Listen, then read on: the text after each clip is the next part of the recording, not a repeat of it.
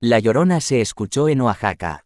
En un tranquilo pueblo de Oaxaca, México, existía una leyenda terrorífica que mantenía a los habitantes en constante temor, la leyenda de La Llorona. Se decía que en las noches más oscuras se podía escuchar el lamento desgarrador de una mujer que vagaba por las calles buscando a sus hijos perdidos. La historia comenzó hace muchos años cuando una mujer joven y hermosa llamada María vivía en el pueblo. Se enamoró perdidamente de un hombre rico y poderoso, pero él no correspondía a sus sentimientos y la abandonó para casarse con alguien de su misma clase social. Herida y llena de rabia, María cayó en la desesperación y en la locura. En un acto de venganza, ahogó a sus propios hijos en el río cercano y luego, consumida por la culpa y el dolor, se quitó la vida lanzándose al agua.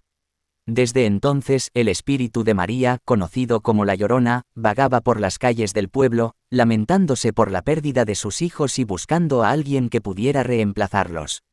Su lamento era escalofriante y lleno de tristeza, haciendo que incluso los más valientes se estremecieran de miedo.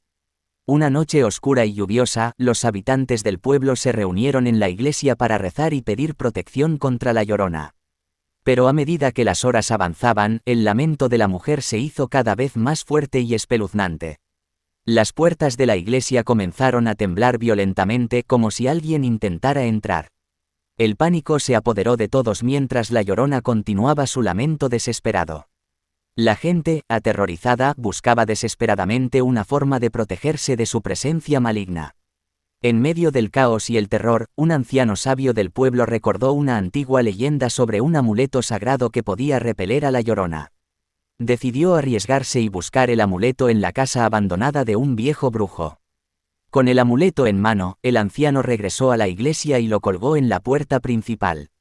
Un silencio inquietante llenó el aire mientras todos esperaban con el corazón en la boca. El lamento de La Llorona se desvaneció gradualmente y finalmente cesó por completo. La leyenda de La Llorona se escuchó en Oaxaca, se convirtió en un recordatorio de la importancia de la redención y el perdón. El pueblo aprendió que el dolor y la venganza solo llevan a la destrucción, y que solo a través del amor y la compasión se puede encontrar la paz.